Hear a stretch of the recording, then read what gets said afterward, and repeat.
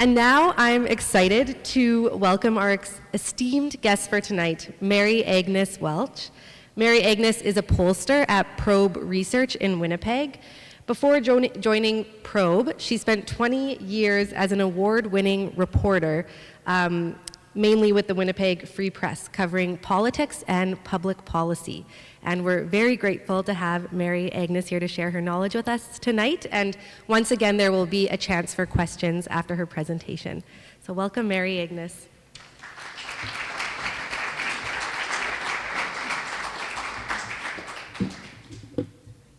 Great, okay, good. I'm much shorter, okay. Oh, good, okay, great. Hi, everybody. Can everybody hear me? I'm much shorter than this microphone.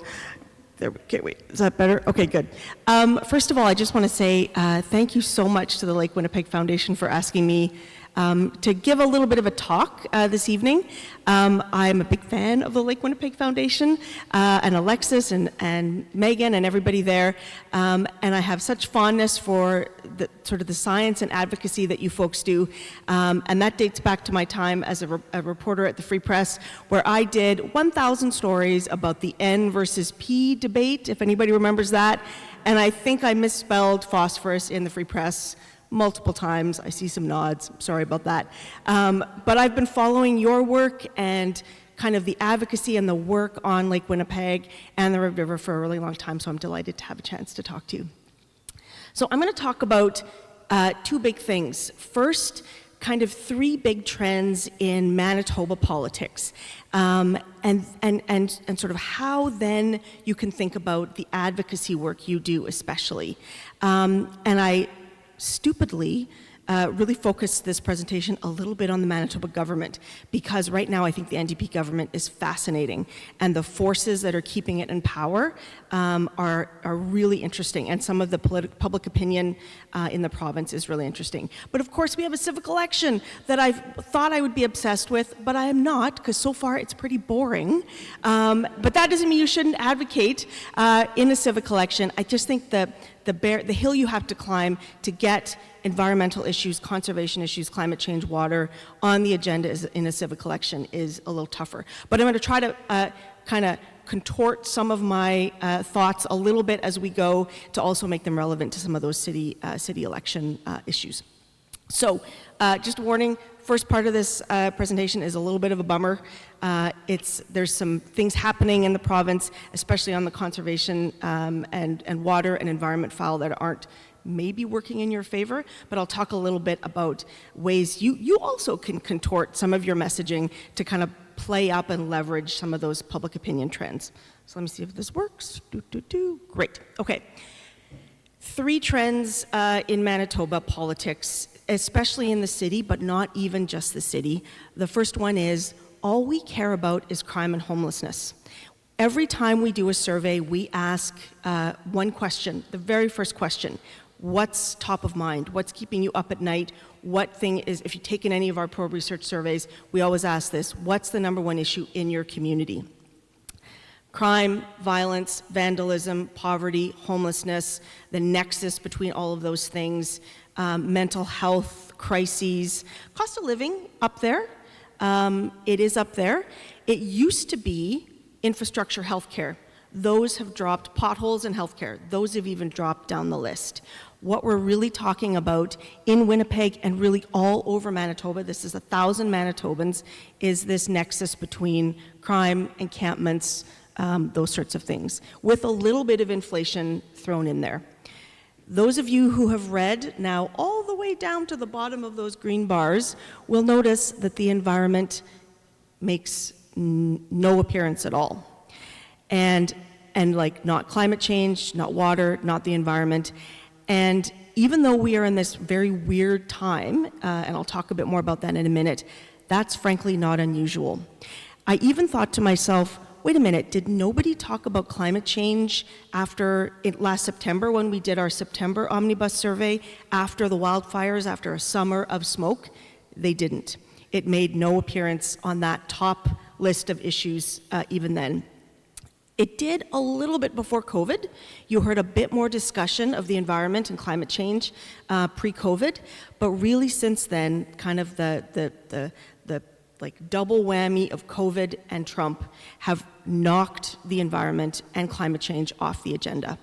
And it's funny that and I feel terrible saying that, I find that quite frustrating, but even the other day on CBC, a friend of mine who's a reporter asked about the environment, asked Dan Vandel, former federal cabinet minister, about the environment, and he quite candidly said, governments don't talk about it that much because voters don't talk about it that much. And so that is really a pretty big reality check on how difficult it is to get this on the public agenda. So that's a little bit of the bad news. The next big trend is the honeymoon ain't ending.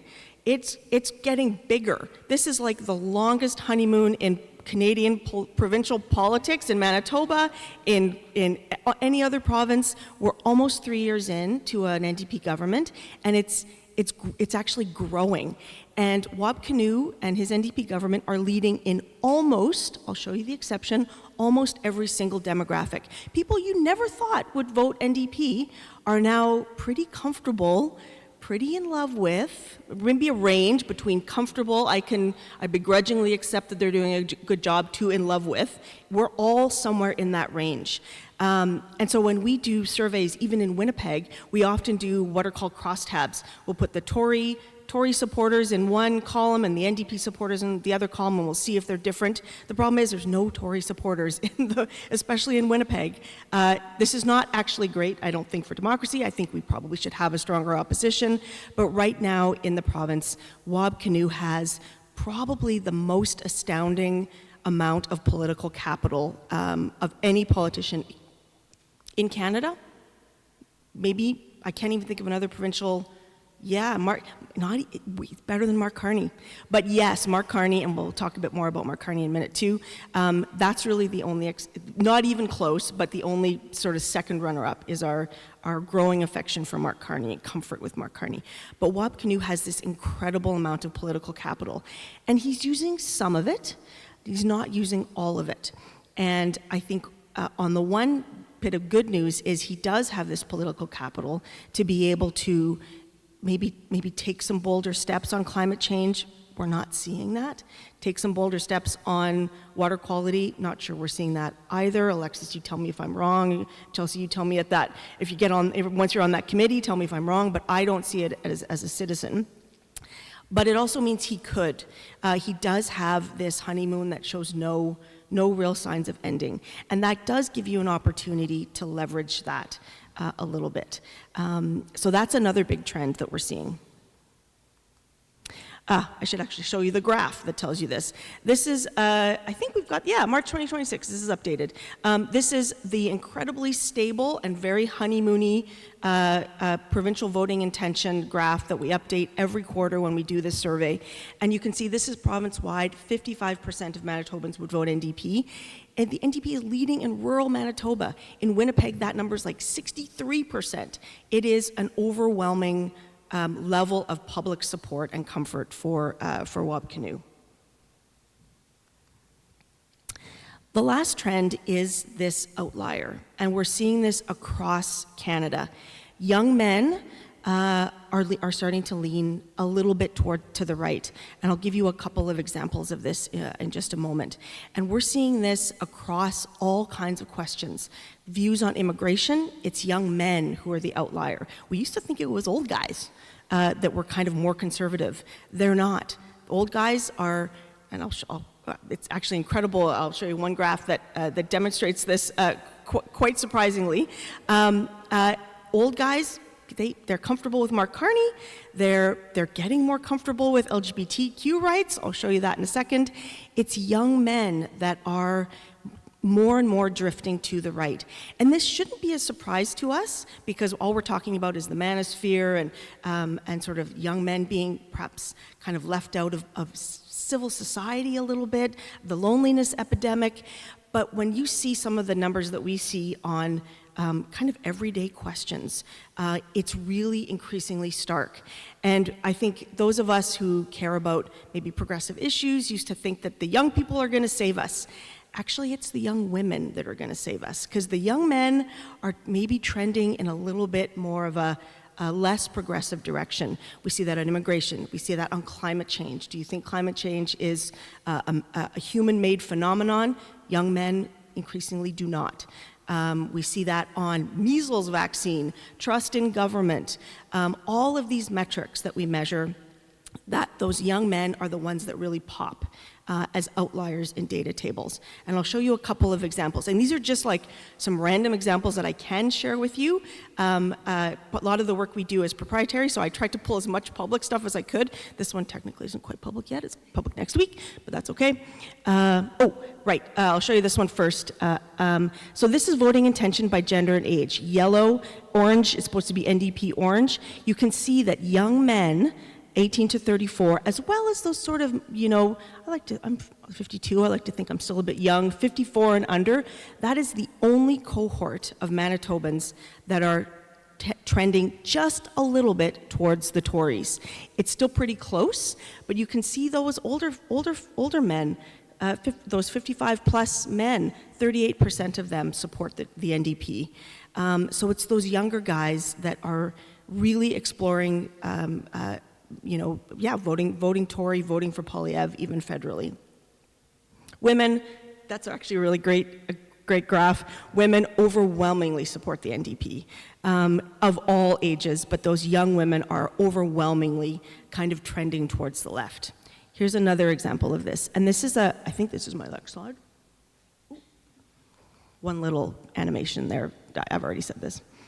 Let me just see what the things in it. Yes. We did a survey for the Rainbow Resource Center. We affectionately called it the State of the Queer. And this was a survey that explored all sorts of attitudes among Winnipeggers and Manitobans about 2S LGBTQ+ issues. And we have a ton of data we're releasing next week, but one of the really interesting findings was the comfort and acceptance and allyship that young men have towards 2S LGBTQ folks. So I'll show you that graph. The question we asked, one of many, was, do you agree that the rights of 2S LGBTQ folks should be protected by strong laws in Manitoba? And you can see that only 53% of men, 18 to 34, agreed with that. Again, older fellas, 65% agreement. That's actually not quite average, but nearly so. Women overwhelmingly, even young women, feel that strong laws should be in place. So that's just one example that we see over and over again where young men are a little bit of the outlier.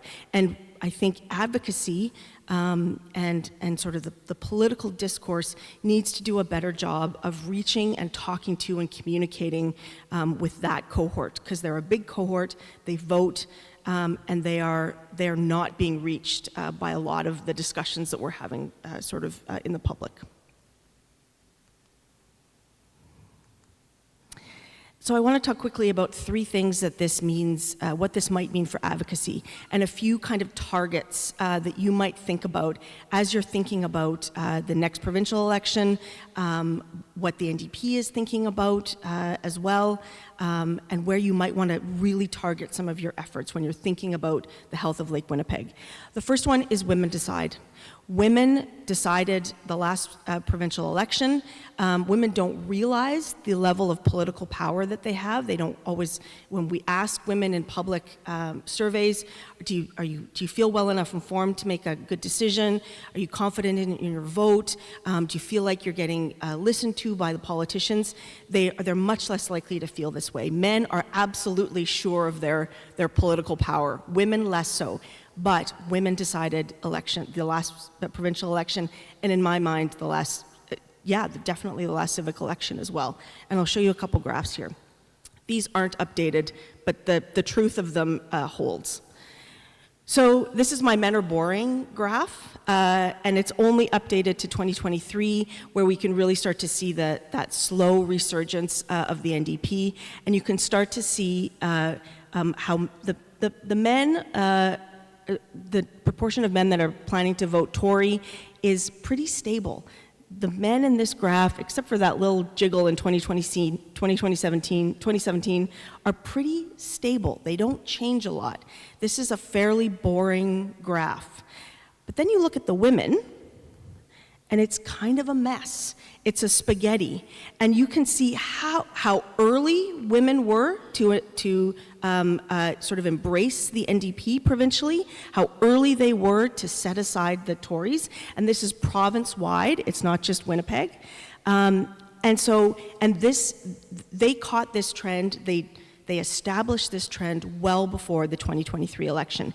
And this graph, in fact, now, frankly, women are boring because they're hugely in support of the NDP, but it was really women that decided the last provincial election. And so when I talk to groups about advocacy, who to talk to, who to tailor your message to, it is women. What they care about, quality of life issues, family issues. They don't care about taxes as much. They don't care about deficits.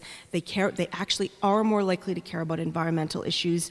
This is one of the maybe bright spots in a kind of a period of time that we're in where the environment isn't maybe top of mind. For women, it's just a little bit more top of mind. They're just a little bit more likely to be interested in health, the health effects of climate change, all of those things, and women decide elections. It's not that you want to completely forget the men. I don't want to cheese off any of the men in the room, but at this point in Manitoba, and frankly I think in many parts of Canada, women have this political heft that we're only just now realizing.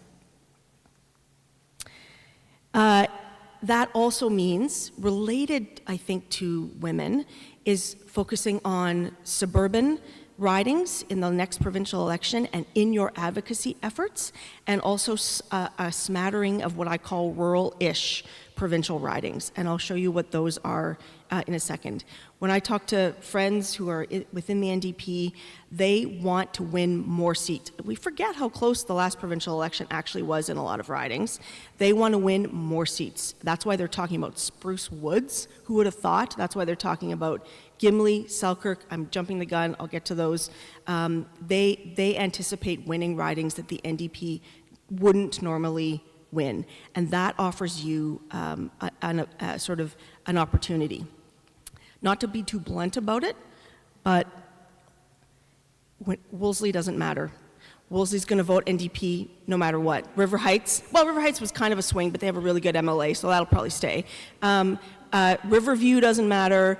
West End doesn't matter. The ridings that you need to think about and focus your advocacy on are Tuxedo, Waverley, just over here, just over there, and Lagimodiere, and maybe a couple of others. But those three were really close. They're swings, and the NDP is going to do all they can to hold on to those. They probably maxed out. You can see this graph. I should give Jacques Marcoux some kudos here. Jacques Marcoux, formerly of the CBC, made this heat map of where the NDP was strongest in the last provincial election. And you can really see kind of the blue and the orange there, where the NDP is going to focus for the next election to retain those suburban seats. And that gets back to this women issue. Pitching. The NDP is pitching all of their messaging to moms. All of their Instagram posts are meant to attract and retain moms, just suburban moms. And that, I think, is the opportunity for a lot of advocacy groups to really think about ways to reach those folks, because if we talk about women being the deciders, it's especially women in those more suburban ridings, especially in the south side of Winnipeg. And then I would say there's, especially with your work on Lake Winnipeg, there's probably 3 ridings: Selkirk, Gimli, Interlake, and then Brandon West. It was pretty close last time. It was very close last time. And they want to win all of those. They have been NDP seats in the past, but I think there's a huge opportunity to focus your work on that Selkirk corridor and on that Gimli Interlake corridor. If you can show the NDP that voters there care about Lake Winnipeg and the health of Lake Winnipeg, it almost doesn't matter if you're doing work with other Manitobans. Of course, you should speak to other Manitobans, but the NDP, I think they're going to be in government for a while, barring chaos.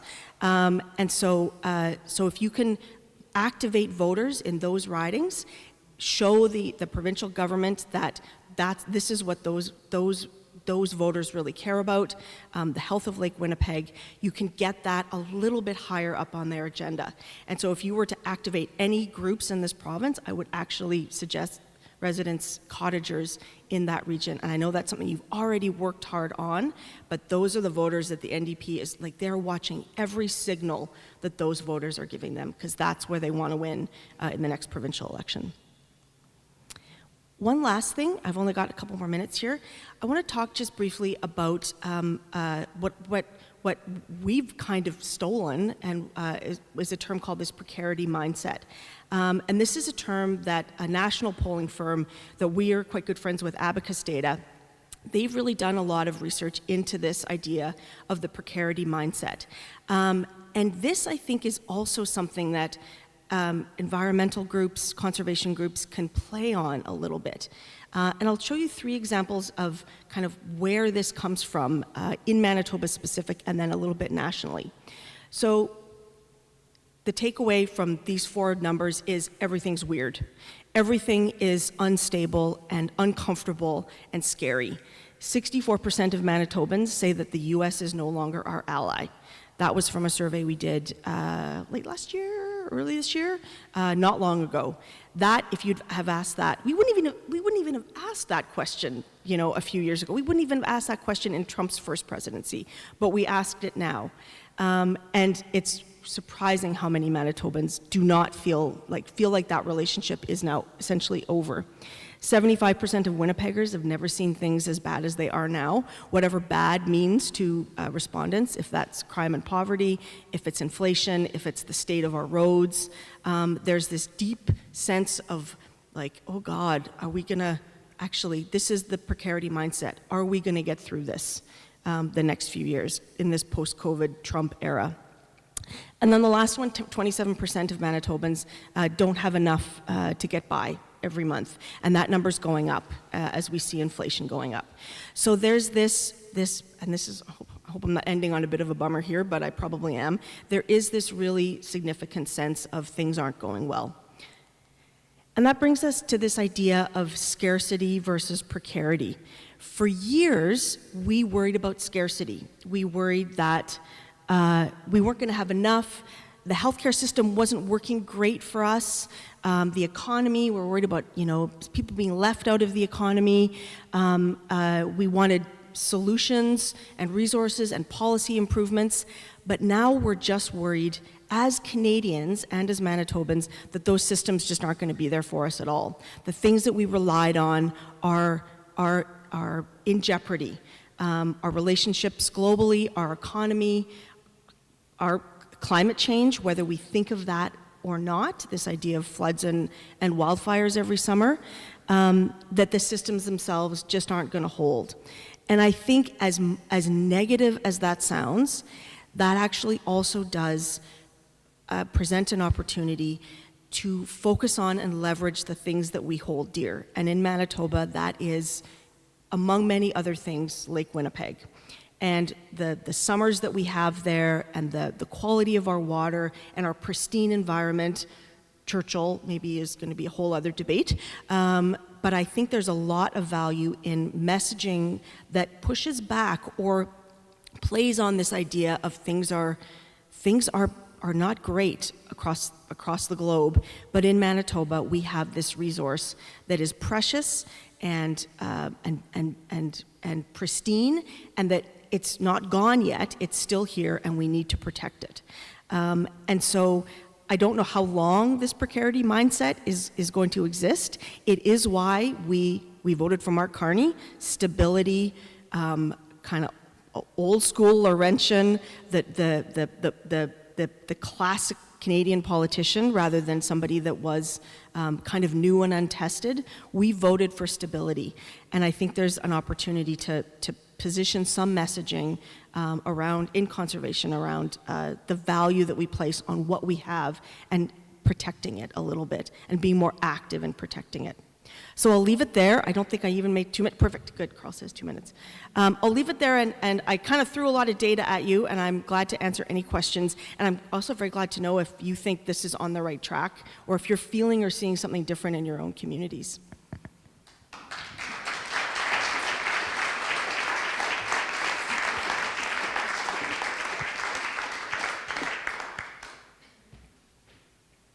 questions? Oh, go. Oh, microphone, yeah.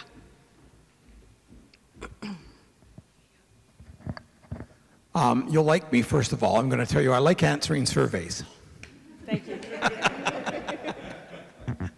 But what I don't get is your side of it, and really entertaining, informative, extremely informative. So thank you very much for explaining and interpreting a lot of my questions or my answers that I've given out over the years. Just a couple questions. I'm going to, not so much on where the foundation could go, but a couple questions. Your very first slide, mental health was 2%. Yeah. Could you, I mean, when I answer homelessness, and I think I pick homelessness when I've answered these surveys, I've always thought mental health, I always associate the two. So maybe you could just briefly comment on that. The second question was, do you know more about that young male demographic? I mean, it's been talked about a lot in different things. Quebec yesterday in the news because of the education was one thing.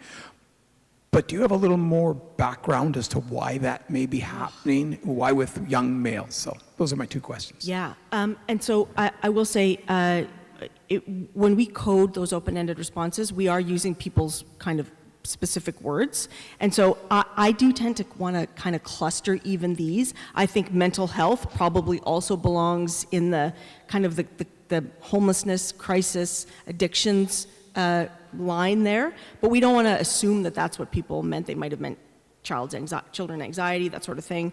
But I think those are all of a kind. And so that's not to like understate or underestimate how important the mental health crisis is for Manitobans. On your second point, there is so much thinking right now going into why young men are these outliers. All I'm reading about right now is looks maxing and why young men are sort of susceptible to that. And that's like almost like the North American trend. I see it in a very real way in focus groups. We do focus groups all the time about everything from marijuana use to measles vaccine to what would help you become a trades, think about a career in the trades.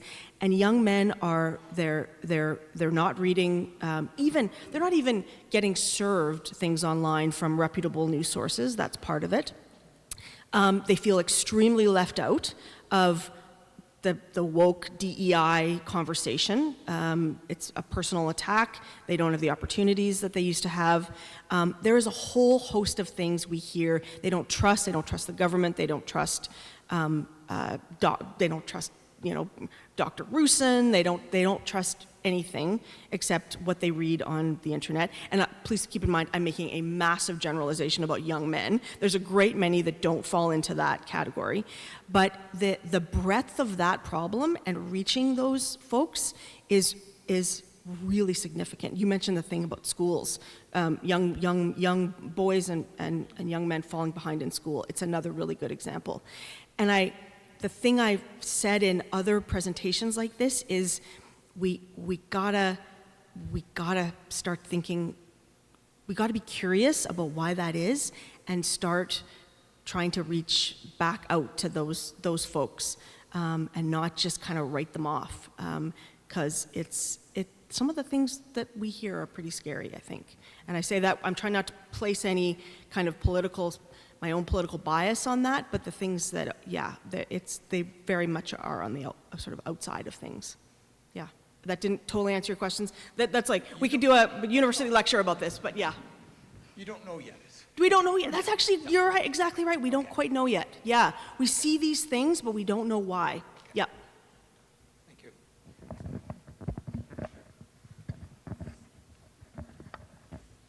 Oh, right there.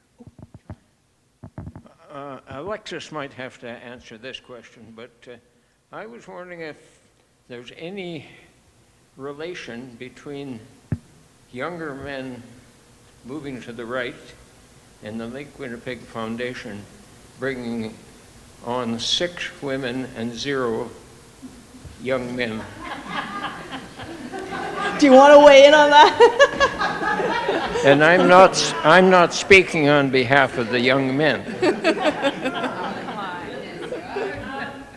happenstance, or is that, yeah. Are you seeing that?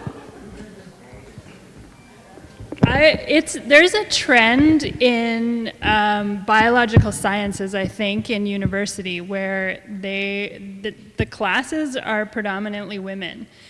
So we're seeing a lot of women go through ecological sciences, biological sciences, and that's who we end up hiring. But I didn't think we were affecting provincial trends in, in voting. Maybe we need to give more opportunities to.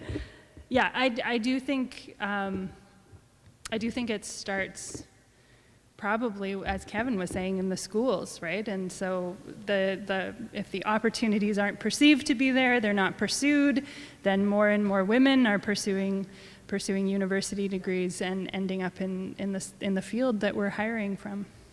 Yep, that sounds right. Other questions? Hi, Mary, can you connect the dots for me on something? Knowing who has political agency in the province and where it's trending to work on an issue that doesn't even make the list, how do we connect those dots? That also is almost like a government relations advocacy expert question, but I think it is speaking to, I think it's a few things. First, I think it's speaking to the local Manitoba things we hold dear. I think it's speaking to how the environment and climate change connect to our quality of life. It's pretty hard to make the case that conservation somehow affects homelessness, but it does affect our property values and the stability of our environment, our ability to fight droughts and flooding and wildfires. So trying to find a way to connect conservation and clean water with the things that are really top of mind for people. That's one. I think it's also, I think right now it is playing on that sort of, it's a stupid shorthand, but that buy local feeling that we still have, that this is something special that's ours and we need to protect it. We are in this kind of insular time. And I think a lot more work probably, and there's national work being done on the Nature Conservancy, for example, is doing a lot of national work, and even Manitoba work on what motivates people to think about conservation and environmental issues, and even they're having trouble trying to activate people. I don't know if I gave you a very satisfying. No, because the lake is in the precarious category that you were showing. So leaning into the natural services and making that space, taking it out of the precarity department and into the stable would be maybe an angle. Yeah, but I would even go so far as to say that it's something we can hold on to. You probably don't want to think about the messaging that Lake Winnipeg isn't in danger, but I would think about it as a thing that is good that we can hold on to, because we don't have a lot to hold on to right now. And I think that might be one angle that would appeal to people. Yeah.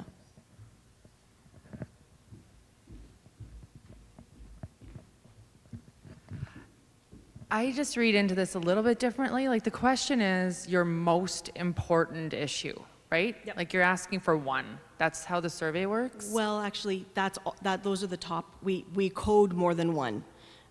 So it's nobody ever gives us one. They give us a few. So we code them all. Okay. I work in the world of corporate sustainability, specifically climate change. I have been a very strong advocate out there in this world, and I actually think there's some comfort in this. I think these issues, we see them, we're terrified, there's a ton going on. I think having an NDP government, which I really hope that they will stand by, and what I would trust, that this is a pillar of what is fundamentally in the core of what they make decisions on every day. Mark Carney has been a leader in climate change. We could get into many discussions. Well, I personally really believe it's there. I don't think that for what he actually has done, that you can't forget that. You don't unlearn that. And that there is some comfort that is actually just like part of business as usual. And so that's how I look at it a bit. Like, I'm again, in the corporate world, climate change is a pillar of many businesses and the decisions that they're making. Yeah. And it's kind of going into a bit more of a BAU state. So anyway, and when you look at the stats, often, forever, it's been like 10% of people are absolutely passionate, it's a huge thing to them, 10% hate it, Yeah, about right. don't Yep. agree with it, and then there's this huge amount that they like it, they want to support it, but they don't think of it every day, and it's not the highest need for them. So I think, anyway, Yeah.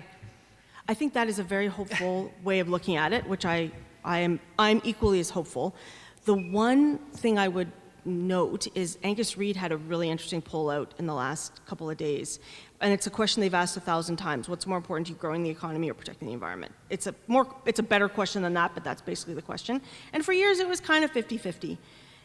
Now it's like economy.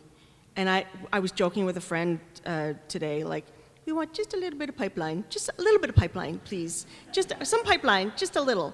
Because we care about the environment, but pipelines, please. But we And also have like whole wars and stuff going on Exactly. that bring a whole Yes. different layer. Yeah. Because again, I've fought a lot of pipelines in Yeah. my life, and I don't know if I would do it today. So anyway, it's just an interesting time. It's a fascinating, complicated time. Yeah, yeah.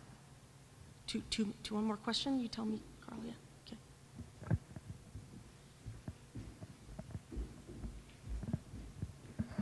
Thank you. There was a piece on the news last night, I think it was, either CBC or what's the other one? CTV? Anyway, it said that the achievements of boys and girls in school, secondary school, and university have changed. It used to be about 55-45 in favor of the boys. Now it's about 55-45 in favor of the girls. So I think we have, a whole cohort of boys out there who are maybe less well informed than their sisters, and that could be it. But another big factor is that we have a scientific illiterate in the White House, and people believe him even though he's lying sometimes. And I don't know how to fix that, but I think I know how to recognize it. I don't know how to fix that either. I think that's exactly part of the issue. Yeah, and I will say in a lot of our surveys we see it just as Alexis says, we see women who have university educations, and it's younger men who are making really good money. It's not an income thing. It's a high school or less, some trades. There's an education gap that kind of is intertwined with that young gender gap. So that that's why some of that news about boys and girls having quite different educational outcomes was that we're seeing that already, I think. Do we have time for one more? Should we wrap up? One more, okay. Yeah, this is, I guess, just a messaging question for the foundation. And that, I found it interesting that last slide, but 6 in 10 people would thought they'd be better off being born in the 1950s. Yes. That, well, the marginal tax rate in the 1950s was 90%. If you want to fix these things, you have to pay for them. So how is government, maybe one reason Rob Canoe is still very popular is he really hasn't made, anyone pay for the things that need to be fixed. How do you message that, this is all going to cost money without alienating people? Yeah. Can you even square that circle anymore? And I think the time for that messaging is not going to be in the next couple of years. The NDP has a deficit they're trying to deal with. They're going to run for re-election. WAB has done nothing but cut taxes, cut hydro rates. We are a long way from, and in fact, it might be City Hall that's done the best job of saying, okay, guys, we're going to have to raise taxes a little more than we promised. It's tiny, but the City Hall might have done the best job of that in the last little while. But I don't think we're anywhere close to having that debate, frankly, yet, unfortunately. Should I wrap? Time. Okay, Carl says time. I'll talk to you at any time afterwards, and I'm glad to answer any questions at the end. Thank you all for these excellent questions, and thanks for humoring me as I ran you through all the things that are interesting in our